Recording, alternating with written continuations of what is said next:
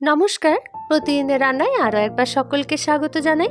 আজকে বানিয়েছিলাম একটি টিফিনের রেসিপি, তাই আপনাদের সাথে শেয়ার করলাম। তাহলে চলুন দেরি না করে শুরু করা যাক আজকের টিফিনের রেসিপিটি। এটি বানানোর জন্য গ্যাসে একটা কড়াই বসিয়ে দিয়েছি আর নিয়ে নিয়েছি 1 বাটি মতো সুজি। সুজিটাকে একদমই হালকা করে ভেজে নেব। কালার চেঞ্জ করার দরকার নেই, একদমই হালকা করে ভেজে নেব। গ্যাসের ফ্লেমটা কিন্তু এই পর্যায়ে একদমই লোতে থাকবে। এইভাবে হালকা করে নেড়েচেড়ে নিচ্ছি, কালার চেঞ্জ করার কোনো প্রয়োজন নেই।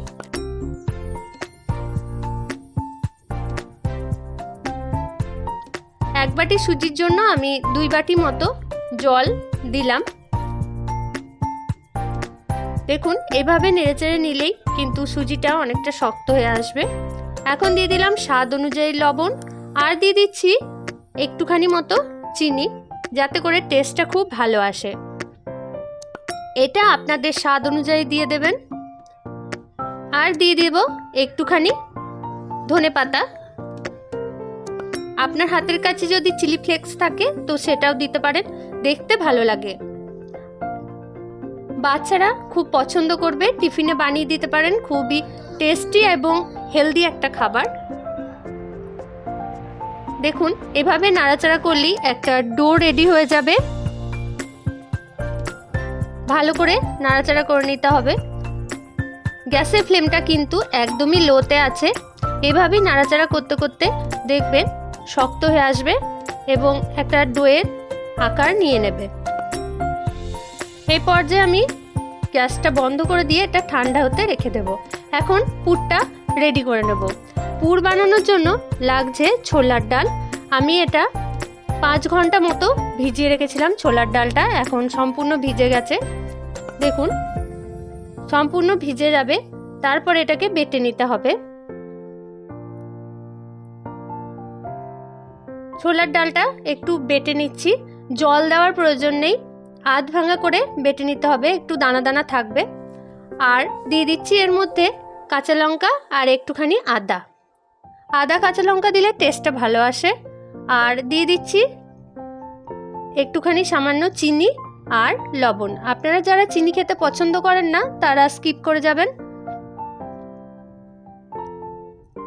লবণ, চিনি, আদা, কাঁচা লঙ্কা আর ছোলার ডালটাকে একটু আধ ভাঙা করে বেটে নেব।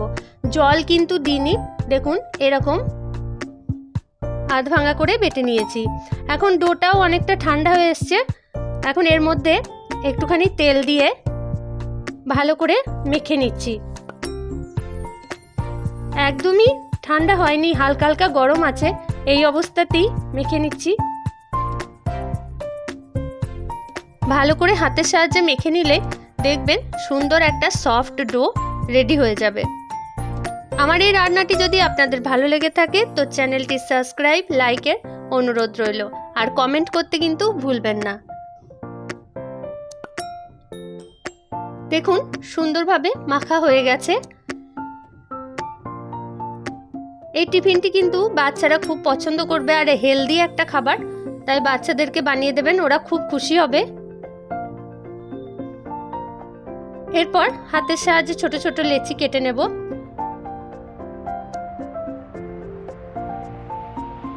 দেখুন, এরকম সাইজের করে লেচিগুলো কেটে নিচ্ছি। এখন একটা পকেট বানিয়ে নিচ্ছি। হাতের সাহায্যে এরকম করে চাপ দিলে একটা পকেটের আকার তৈরি হয়ে যাবে। এরপরে পুরটা এর মধ্যে দিয়ে দিলাম। আপনি যদি চান তো কড়াইয়ের মধ্যে পুরটাকে একটু নেড়েচেড়ে নিতে পারেন, তবে এভাবেও খেতে ভালো লাগছিল। দেখুন, এভাবে করে মুড়ে নিচ্ছি মুখটা। আর যেহেতু সুজি আছে তাই মুড়তে কোনো রকম অসুবিধা হবে না। দেখুন, একটা টিফিন আমার রেডি হয়ে গেছে। এভাবে আমি বাকি টিফিনগুলোকেও রেডি করে নেব। একইভাবে আমি আরও একটা বানিয়ে নিচ্ছি।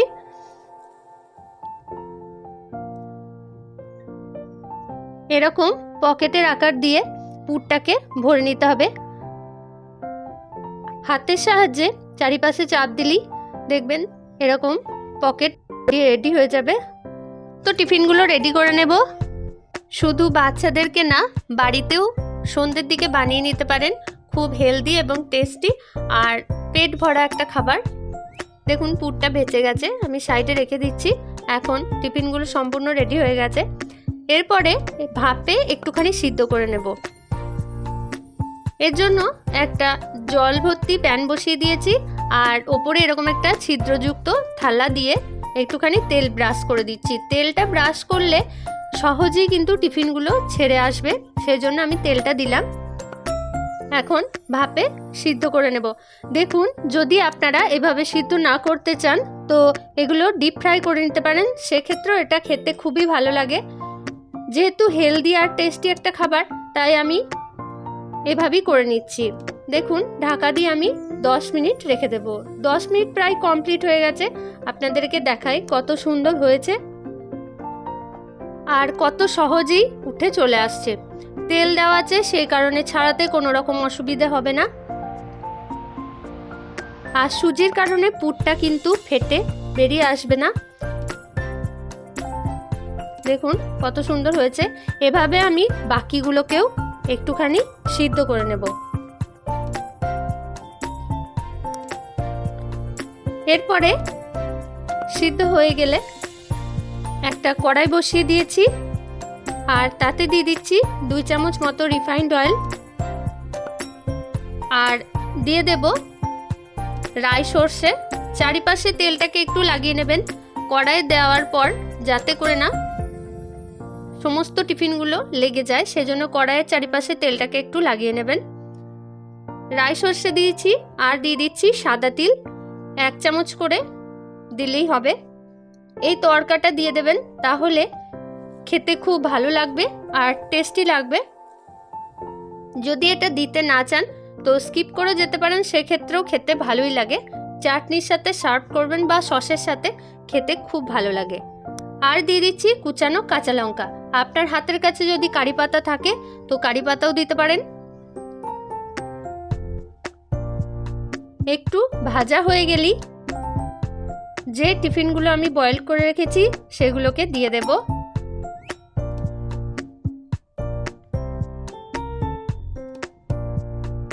ভাজা হয়ে গেলে সুন্দর একটা স্মেল আসবে, তখন টিফিনগুলো এর মধ্যে দিয়ে দিতে হবে।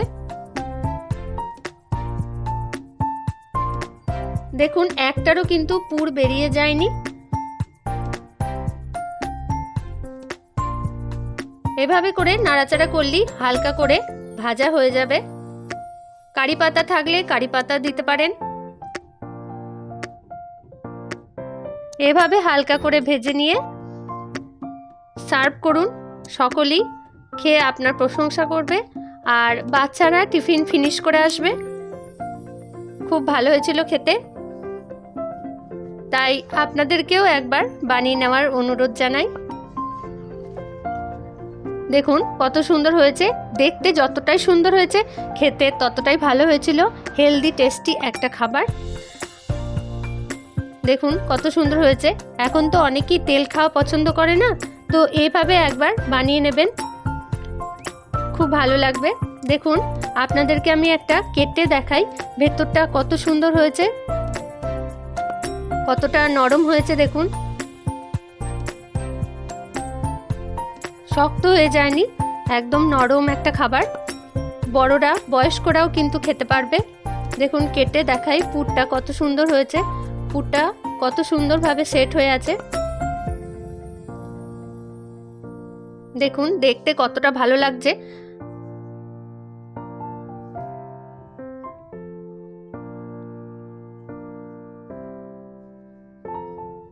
খুব ভালো হয়েছিল, তাই বারবার বলবো বানিয়ে খান ও সকলকে খাওয়ান। ধন্যবাদ সকলকে ভিডিওটি দেখার জন্য।